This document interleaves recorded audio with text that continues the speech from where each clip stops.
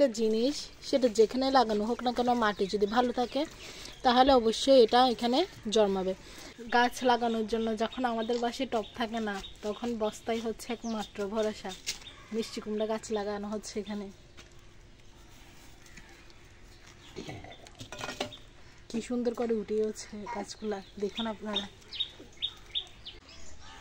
এখানে দেখেন শিউলি ফুল গাছটা কি সুন্দরভাবে উঠেছে। শিউলি ফুল গাছ এটা কি গাছ?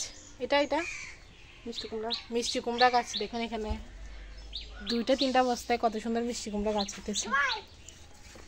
আসলে এগুলো হচ্ছে এমনি মজার ছলে দেওয়া হয়েছে, টপের জন্য না। দিয়ে দেখা হয়েছিল যে এখানে নাকি গাছ উঠে কিনা, তো দেখতেছে দেওয়ার সাথে মানে কয়েকদিন পরে এখানে গাছের চারা এখানে উঠে গেছে। তাই এখানে একটু যত্ন করা হচ্ছে, দেখা যাক না এগুলোকে বাঁচানো যায় কিনা। মানে মিষ্টি কুমড়া গাছের পাশাপাশি কিন্তু ধনেপাতাও গাছ মানে চারা টাইপের আর কি লাগানো হয়েছে। এগুলো হচ্ছে বাসে খাওয়ার জন্য আনা হয়েছিল, চারাগুলো এখানে লাগানো হয়েছে।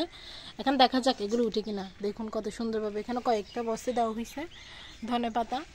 দেখা যাক কি অবস্থা হয়, আপনাদেরকে পরে শেয়ার করবো।